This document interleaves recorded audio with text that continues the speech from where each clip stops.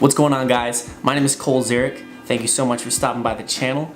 And today we have an interview for you. We interview artist Dismissedfit, does hip hop, Soundcloud. If you haven't heard of him, he has over 4,000 followers, hundreds of thousands of plays, but what really matters is the stuff we talk about in our interview.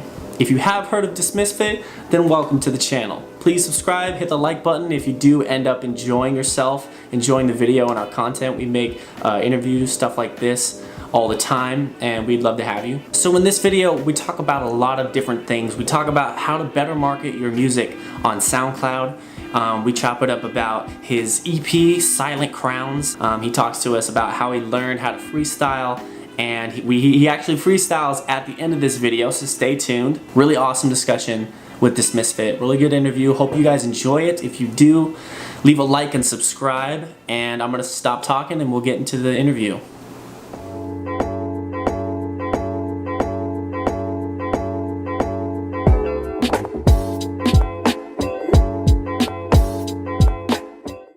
Because most people are bullshitters when they come up and freestyle. I was full of it when I started. And then at a certain point, I got to where I could, like, you know, I'm not trying to claim that I'm like the best freestyler or anything like that, but I can freestyle my thoughts and they come out authentic now. And that's what you're talking about with Childish Gambino. It's like you're having a conversation, you're freestyling it. The only difference is you're making it rhyme. Mm-hmm. It's funny. I don't really freestyle ever, but it's so funny that you say that, because when this man freestyles or attempts to try and freestyle, if you ever heard him, if you walk into a room and you hear him freestyle and you never met him, you would look at him like, what the hell is wrong with you? With the stuff that comes out of his mouth. And it's not like anything, like, I'm not like knocking you for it. It's just funny because, like, you are influenced by things that you hear. And even if you don't, like, specifically listen to bad things, I don't know what the deal is with you. But like, what are you talking about? Let's hear some concepts. I talk about drugs and girls and penis and he has some lyrics that you would sit there. But you're right, like when you go into that person. mindset, you go into this like other like identity where it's just what's fresh in your mind when you're not thinking. It's just like that persona. Yeah. Exactly. And that free association, and it's like everything you've heard is just coming out, and you're like trying to sound like them. It sound cool, and it's like it's so artificial, you know. it's not a natural like train of thoughts that would come out of your mouth, but for some reason it's there and it comes out. Yeah, because you kind of don't have time to be genuine. Yeah. You can't like that is like what's that freestyle that Childish Gambino did on Sway in the Morning, where he freestyled as well as like having a conversation. So you can tell. Was that Sway or was that Hot 97? It was Sway. Okay. I've seen Hot 97. Was that the one where he did like the longest freestyle ever? He broke the record. So. When he has the weird hat, like the yeah, fur he hat. had a fur hat, and his cadence between how he rapped and like how he talked, like having a conversation, didn't change. Mm-hmm. So not only was he freestyling, but he knew exactly what he was saying, as well as throwing in really intricate wordplay and bars. That takes so much skill.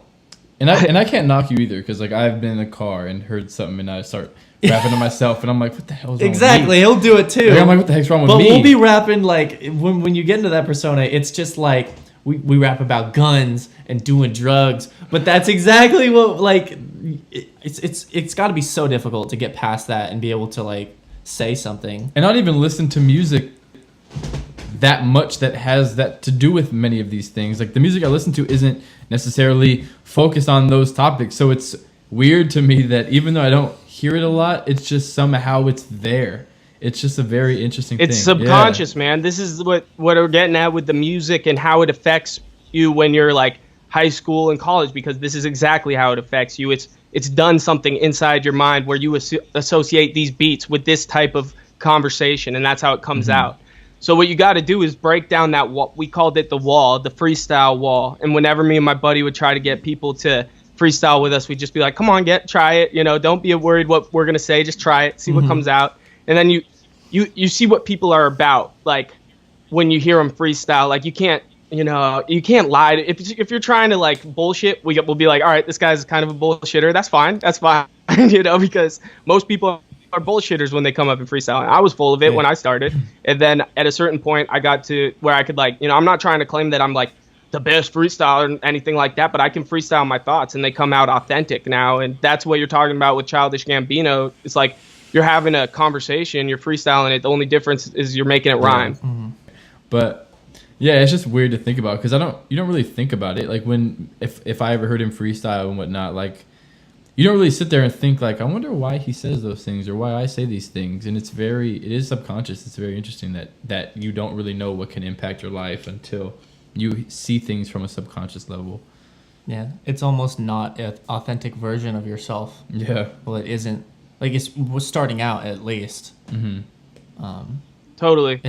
But it's a part of yourself nonetheless, which is weird. Yeah, right? Because I think it could be almost even more, not more authentic, but the fact that it's there and you don't really notice until that happens. It's being stored like somewhere in your body, and I don't think it's authentic. I don't know about authentic, but it's like it's just one of those things that it's such a part of you that you don't even need to think about it. You just say it. I know. I wonder where that comes from. We usually think before we talk. What do you think that comes from? I don't a lot of time, but I think that comes from listening to the music we were talking about earlier, that we grew up going to dances and we'd hear this bullshit, shake that pussy, let me see you get low, shake that shit. You know, it's like, we get that in our head when we're young. We're going to these dances and we're like, look at me dancing up on this girl's ass while I'm listening to, down to the floor. Like, it's literally like get stuck in your head. And then you think like, that's life. That's, that's how when you're cool and you're famous, that's how you're gonna you get a bunch of girls and you can literally talk like that and they don't give a shit.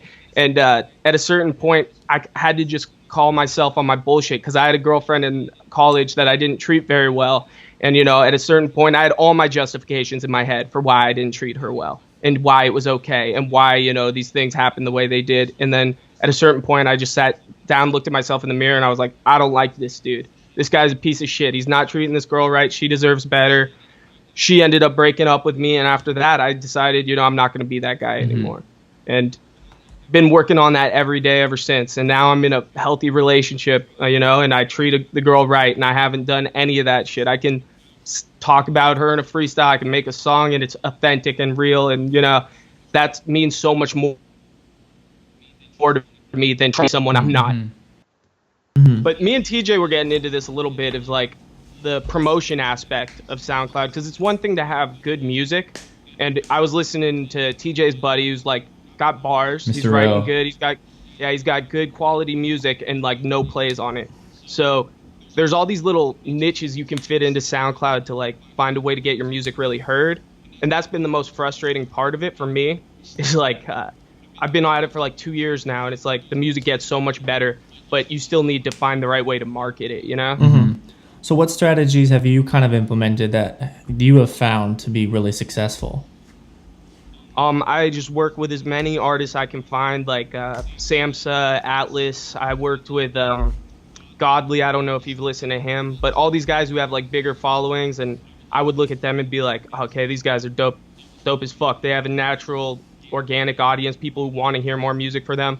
If I get in there and work with them, they're going to want to hear my stuff at least and give it a chance, Yeah. So explain how you go about that, making that connection with someone. As far as what I like to do is I just keep listening to anyone I know. If they collaborate with a new artist I haven't heard of, I'm going to go through, look at that producer, then I'm going to look at the featured artist. Whoever's involved in that I haven't heard of, I'm checking them out. I'll look at their following, see who they kind of work with, see if I can break down how they're getting their plays, and then I'll assess their music on how much I fuck with it, and maybe you ask them if I can use the beats. If it's a MC, I'll be like, hey man, you want to get on a track, see how it ends up sounding. A lot of guys who I think are pretty good that I wouldn't say are that next level, who ask me for money, then I'll just never talk to them again. You know what I mean? Have you've listened to Godly or no? I haven't yet. No. Is it GAWDL? Yeah. He did a track with Atlas that I found called Titans, and I listened to that a while ago, and it's one of the better tracks I've heard on SoundCloud. But after I heard that, I was like, all right, I want to try to work with both these guys. It's interesting because when you reach out to an artist and maybe they don't have their own equipment, so it's harder to work with those types of artists because it just is a flat rate that they have to deal with and go into the studio, and it's like, sorry, like my verse is like $200 and they only have maybe like, 8,000 followers, or just like a smaller amount, and it really doesn't make financial sense because it's hard to make money when you're doing SoundCloud unless you're monetizing it through like a different site or like selling merch or streaming on Spotify, or I don't know. But yeah, man, my favorite MC right now who I worked with on SoundCloud, I showed TJ a little bit of his stuff. His name's Charlie Bronze, and he never had his music on SoundCloud. He was doing YouTube. I met him through a mutual friend, General Spade. And when I started listening to his stuff on YouTube, I was like, holy shit, man, we got to get you involved in this collective on SoundCloud. So he was recording in a studio, like you said. Wasn't very, it didn't make much sense, but we got him on some tracks, and he just brought these crazy verses. And now that studio closed down, which his homie was running, and we haven't been able to work with him since. So that's definitely like a real issue for people who don't have the bedroom equipment. yeah, absolutely. Do you want to talk about your new collective that you're putting together? Yeah, should we talk about Covert first? Because that kind of led into that. Sure. Or we can talk about the fact that you said bedroom equipment. Which doesn't sound like a home studio. Yeah, I know. Oh my god. We were going to call the collective bedroom artists. Really? Yeah, but we tossed around a few names, liked Artist Anonymous better.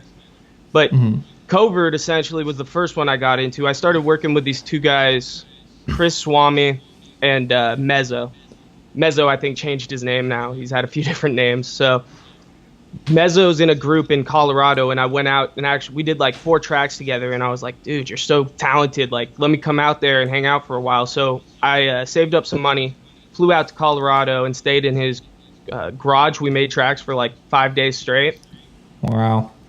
And he was just super cool guy, and I would listen to him and the Kundalinians is their group, and they make their music more so to be performed live, right? And they're crazy live. Like they got fan base out there, and everyone's getting super into it. And I'd listen to them like, holy shit, man, this is really good. Like that flow, I kind of see what it is now, and that's what I was missing at first, because I'd have lyrics but no flow really.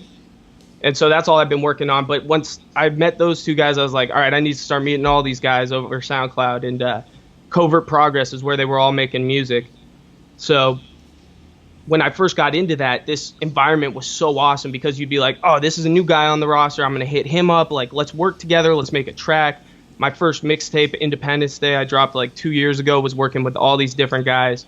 And like each song felt like it was getting better than the next. And, Tiago's in there. You guys know Tiago, right? Mm-hmm. Yeah, so he was in there, and he did this track, Sharingan with Swami. I don't know if you heard that. On the Sharingan? Yeah. Yeah. That song's dope. Yeah, dude. Me and Slum did the part 2. It's on my page. Yeah. That's where I heard it. Yeah, that's where I know it. Okay. Well, the first one was originally Tiago and Swami, and so they killed it. And I heard them, and I was like, "Damn, these guys are crazy." So we were all working together, and then I think eventually someone exited the collective because they thought they could, just have their own following and do it on their own. And so once that happened, everyone started kind of doing their own thing, and it wasn't so much as like everyone's commenting on each other's stuff, showing support, reposting, and now it's more so just about like, I'm going to see what I can do on my page, and then the collective is a second thought. So when that happened, that's like 4 months into the collective or something like that, and it's kind of dying down now. So me and this producer, E. Jacobs, he also raps under Nave. He was in that song Topsoil with me rapping. We started this other one called Artist Anonymous Collective, and that's essentially just trying to do the same thing we got at originally with Covert, but making sure every member is active and hungry, And who is in that collective with you as of right now? So me and E. Jacob started it, and we got General Spade, Infinite Bay, Charlie Bronze, PZ, our buddy Sage from Australia is about to get in on it, and he produced that song I did with Samsa, the Siesta track. So we're getting all these guys involved, and the music so far has just been crazy. I don't know if you guys have heard any of it. Yeah. Shout out to Decca for Topsoil because that beat is nice, and he is a great rapper. And that song you just mentioned with Samsa Siesta, Samsa raps like Eminem in that. If you listen to it, it's totally like vintage Eminem. Is Sage, who produced that song, the one from Australia? Yes, and he raps too. Under the same name? Yep. He had an account with about 2,000 followers. I was telling you a little bit about this, TJ, and then he left home for a while, and his sister deleted his account, which had like 2,000 followers, all his music, and so now he's starting from scratch, which is like, jeez, oh my gosh, that's horrible. We were talking about, he's like, basically, I feel like I had a kid and it just died. Oh my gosh. Yeah, because it takes time and effort to build up even to that fan base. It was like about a year's worth of followers and work, and he was putting in work, like probably 2 tracks a week, maybe. Sheesh. You should need like retinal clearance for stuff like that. I know, like the camera like a stare at your slip eye from before the you can do anything. government. Yeah. She thought it was like Facebook where you could deactivate it and then come back to it. So that is just a crucial mistake you cannot make. It's just one of those things, like, why, unless she like opened the computer and saw his account, why not just like log out? Or that's a weird thing to just delete somebody's anything. I feel like I'd be pissed. I'd be so mad. Well, the thing is that's dope now is he's coming back at it with a clean slate, and he made that beat, which was just killer. And I don't know if I went into this with anybody yet, so I'll just tell you guys a little bit what that song's about, which is like, if you've read the lyrics, it's kind of easy and hard at the same time to break down, but he's like, in the beginning, he's having these night terrors in Samsa's verse, and so he's having these night terrors, and he hears about this Siesta Inc. thing where they're doing trials to get rid of your dreams, so like you'll never dream, and you can just go to sleep and wake up the next morning and not be haunted by your nightmares or anything like that. So he goes through that and ends up going to the top of this building in Siesta Inc. and they're calling him and telling him to commit suicide, basically, and that's where his verse ends. And he's like, I must be dreaming or something like that.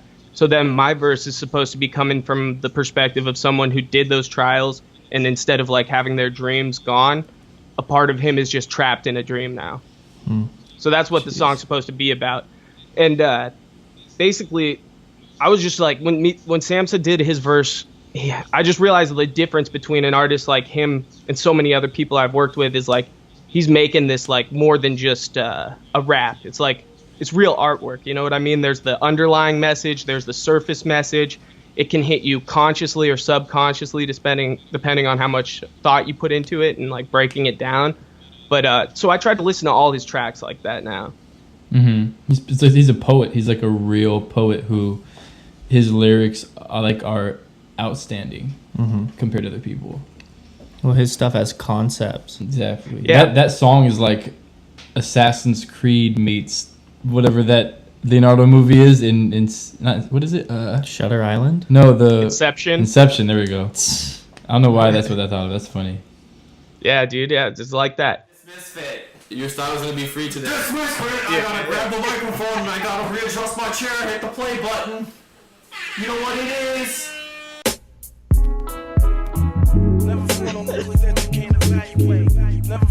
Yeah.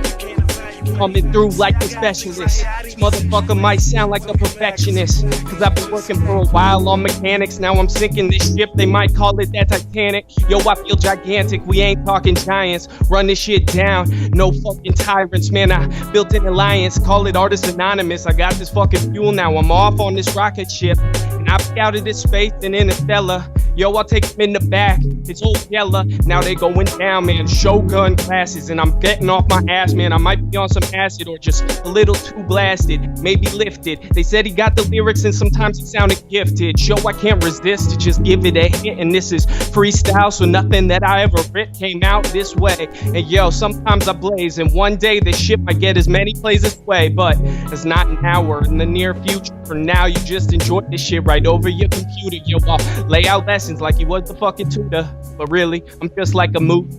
mutant, fucking nuisance, 2 senses backwards, and now I wrap up in the noose. You could tell this ain't no act, and I be that killing factor with the killer instinct. Yo, I'm on the brink of insanity, and I might just jump off the edge. Yo, that be a pledge, and this is like the realest shit I might have ever said. And someday I'll leave these beats dead. Sometimes they walking around, man. I come from underground, and I come with this profound sound, always lofty. The way I'm coming back with my mind fucking garnished, I'll cross with the poetry, leaking uncontrollable.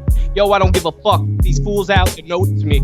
I'm just trying to say it how it's supposed to be talked, and I'm just trying to walk those same damn walk that I spoke of earlier. Early bird getting the worm, and god damn it, dude, I got some shit to learn, but I learned so much from the past. Some days I still sit back feeling like I'm in class, writing down them notes, spitting all this dope shit, and yo, I think one day I might be able to focus like ADD. Bother me, I'm just an MC that's trying to fucking please his own mind. God damn it, no deities be guiding me.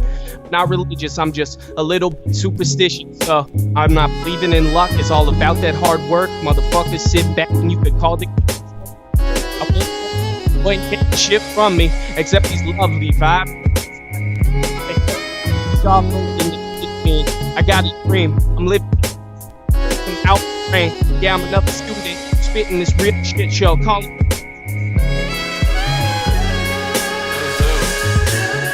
Thank you, Stu Kid, for the YouTube. This beat is incredible. This beat is by Stu Kid.